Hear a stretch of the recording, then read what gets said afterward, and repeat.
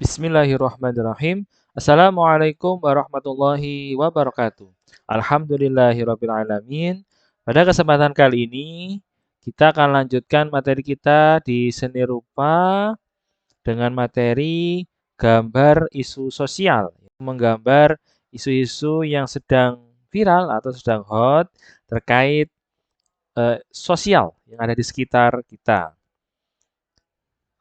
Baik, kita awali dengan sebuah tujuan pembelajaran di mana target kita atau tujuan kita pada pembelajaran hari ini adalah peserta didik mampu menciptakan karya tentang isu sosial di lingkungan sekitarnya melalui gaya seni rupa yang sudah dipelajari sebelumnya dengan baik dan kreatif.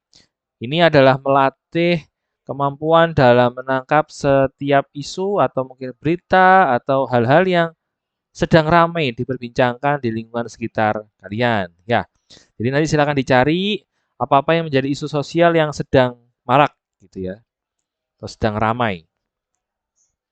Baik, sebelum kita mulai, ingin pastikan dulu kemampuan atau pengetahuan tentang isu sosial. Apa itu isu sosial? Menurut kalian apa saja? Coba dituliskan di buku catatannya. Setidaknya ada 5 lah ya. 5 isu sosial itu apa gitu ya. Bisa juga hal-hal yang di sekitarmu, di dunia, di sekolah, atau bahkan di kamar dan rumahmu juga bisa. Ya, hal-hal yang bisa menjadi wow gitu ya. Hal-hal yang sering dibicarakan dan selalu menjadi topik obrolan dimanapun kalian berada. Sudah? Sedang ditulis dan nanti dicek ya oleh teman-teman yang ada di sekitar. Baik, ini ada beberapa contoh yang mungkin bisa menjadi referensi. Kalau yang saya tangkap atau yang saya dengar ada 1, 2, 3 ini. Yang satu tentang teknologi, cyberbullying, peradilan, ya suap menyuap, ya korupsi, nah kayak gitu. Olahraga, yang sepak bola yang lagi rame itu ya, STY. Nah, itu bisa menjadi isu sosial yang memang sedang ramai diperbincangkan. Agus Buntung, nah Agus siapa namanya yang pakai kacamata hitam, nah itu bisa menjadi isu-isu sosial yang bisa diangkat untuk kalian pilih menjadi topik menggambar nanti. Nah, kalau saya lihat di media sosial atau lebih ke ini ya, browser ini ya, browser Edge, ini kan banyak ini. Nah, pemerintah umumkan soal liburan sekolah di Ramadan, nah, kayak gini nih. Nah, ini pembela pagar laut. Nah, ini mungkin agak berat-berat ya, karena memang ini yang di Indonesia. Tidak harus di Indonesia ya, di kelas, di rumahmu, monggo bisa dikulik-kulik mana yang menjadi obrolan. Nah, ini kan banyak ya. Ini timnas tadi ya, Indonesia ganti pelatih dan sebagainya. Dan seterusnya. Oke. Baik, silakan mulai untuk mengkulik-kulik ya, mencari. Nah, tak lupa nih ya, silakan diambil buku catatanmu, tuliskan 5 isu sosial yang sedang ramai dibahas oleh orang-orang di sekitarmu. Silakan ditulis semenarik mungkin ya isunya, sehingga nanti bisa menjadi pembahasan kita setelah ini, topik isu sosial yang kalian tahu, yang lagi rame, seperti itu. Boleh apapun, tentang orang, tentang suatu tempat atau bencana dan sebagainya, silakan diatur ya, isu sosial.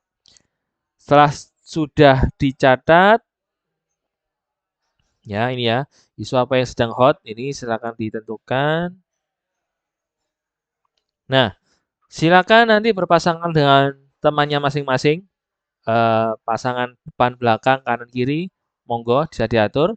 Sampaikan kepada temanmu secara bergantian ya, hasil temuan isu sosial yang sedang hot atau sedang viral atau sedang banyak dibicarakan, dan berikan penilaian kepada teman yang mempresentasikan. Jadi ada yang mendengar dan menilai, ada yang mempresentasikan, kemudian bergantian. Nilai ini nanti silakan dilaporkan ke saya sebagai nilai tugas dalam menangkap isu sosial yang sedang ramai diperbincangkan ya.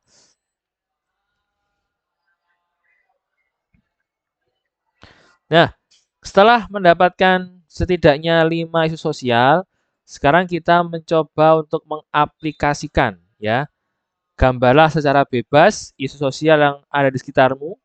Boleh salah satu dari 5 isu sosial yang sudah ditemukan atau isu sosial yang lain yang menurutmu lebih menarik. Monggo. Gambar dengan memilih gaya seni rupa apa yang kamu gunakan.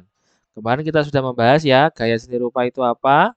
Ada 4, surrealisme, hal-hal yang fantasi ya, naturalisme terkait dengan pemandangan atau eh, tanaman, tumbuhan, gunung, nah semuanya.